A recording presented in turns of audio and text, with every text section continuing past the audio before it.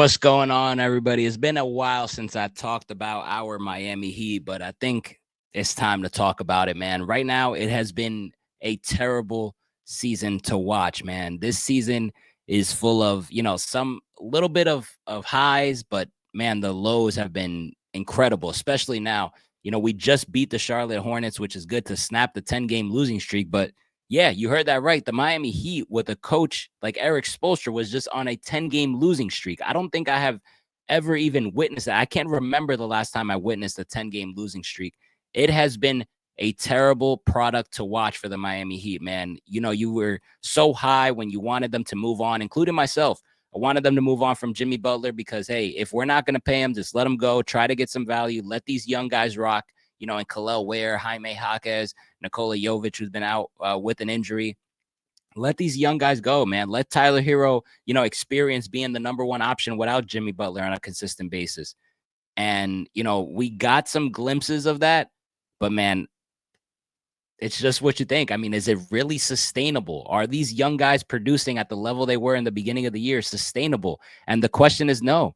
And that is the toughness of a veteran guy, like having Jimmy Butler on your team and all these different veteran people who know over the course of a season, it's obviously hard. It is very hard to stay consistent throughout, what you go through on a nightly basis. Some young guys just aren't ready for that, man. And you kind of seen, Khalil Ware, stop on that wall a little bit. He was hot and then he wasn't. Jaime Jaquez had a couple of good games, but not consistent enough.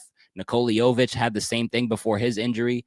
Tyler Hero, a guy who made the All-Star game. He played tremendous throughout the beginning of the year. And it looked like pretty much, he gave it his all, got to the All-Star game, which is what he wanted to do. He did well in the All-Star weekend, but then you kind of see now it looks like it's just too much for him, man. There's games where he struggles. There's games where he's scoring, under 16, 17 points. And that's something that you can't have if you really want to be the number one option.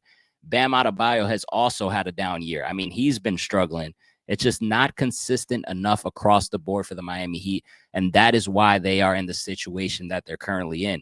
I mean, 10-game losing streak is a big deal. I'm at the point where pretty much I think all Heat fans are aligned, where we're looking at the standings and we're like, okay, we have our first round pick. We have the Warriors first round pick. The Warriors, when we got it, it was like 11. Now they got hot with Jimmy Butler. It's all the way probably in the 20s, 22 around there, but you still have your own first round pick. So everyone's scoreboard watching, standings watching, including myself. And we're at the point where we just want the highest pick possible for the Miami Heat at this point. That's all that really matters. And I'm in alignment with that.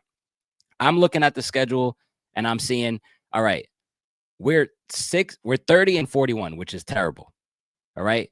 We have the people trailing us are Toronto, and we're 6 games ahead with about 11 games remaining. They're not going to catch us, right? I mean, they're not going to catch us, right? So you want to stay in that 10 spot. That's what I'm rooting for. I do not want to be 9. I do not want to be 8, obviously. I want to stay in the 10 spot. And if that means you have to lose some games, you lose some games, all right? When you look at it holistically, you're looking at the San Antonio Spurs, who have 31 wins right now. Obviously, you have a higher pick than them because they have an extra win. So you don't want to get above San Antonio, all right? So if tanking is what you're doing, and I've heard so many people saying that they're not tanking, it looks like they're tanking, and if not, they better start tanking. At this point, it's plain and simple, man. I'm rooting for the Miami Heat to get a worse record than the Spurs, all right, and be just at the highest pick possible while maintaining the 10th spot in the Eastern Conference, all right? Yes, I want them to make the play-in game. Why do I want them to make the play-in game? Because for these young guys, they need that experience. Now, Bam Adebayo has had experience. Tyler Hero has had experience.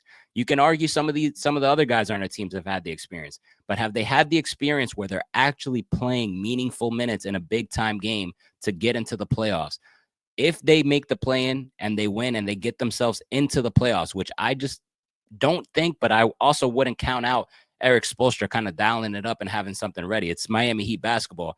The more experience that you can get these young guys in tough situations like playoffs, like tough environments, on the road, things of that sort, I am rooting for that for their development. At the end of the day, if I can net myself a top 10 pick and have experience for these young guys, because the more experience, that's what these guys need.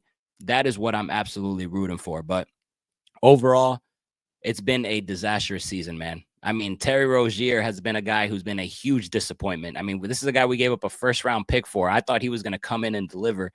He's been terrible. I mentioned the decline in Bam Adebayo.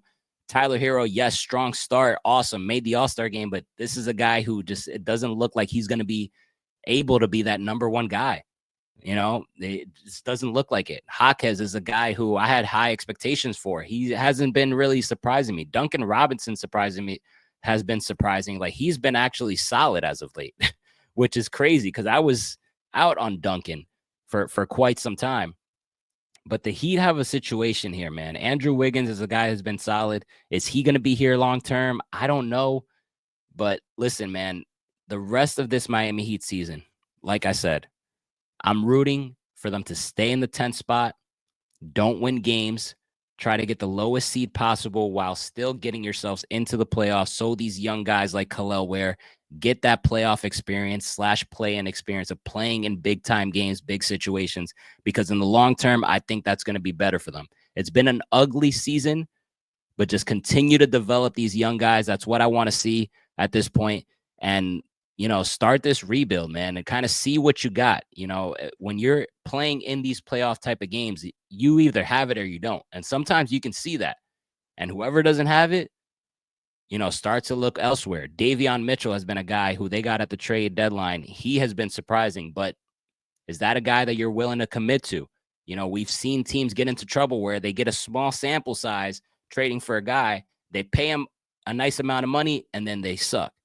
All right, so tough situation. It's been a struggle for Heat fans. And then you got Jimmy Butler coming into town Tuesday, and he's been downplaying this game. He's been saying that, hey, I'm not really, this is just another game, yada, yada. We're all cool. Listen, we all know Jimmy Butler, and he is going to absolutely bring it. Draymond Green is going to bring it for him. They have great chemistry. It's going to be a hell of a game on Tuesday. I will say that. I will be locked into that game. I think you're going to get the Heat's best basketball as well. I think both teams are going to get after it. But after that, listen, after that game, lose games, get yourself in the play, get the experience, and get the highest pick possible as well. And also, you want to beat Golden State because it also, gets an extra loss for Golden State, kind of drop them down and get yourself a higher pick at the end of the day. But Heat fans, listen, it's been a struggle. It's been a struggle. Let me know how you guys are feeling down below in the comment box. What are you rooting for? Are you rooting for the same thing? Do you just want to lose out? If you could get down to 12, would you do it? Would you just sit guys down now? Let me know what you guys think on the comments below, and subscribe to the channel if you haven't already. I will catch you guys next week.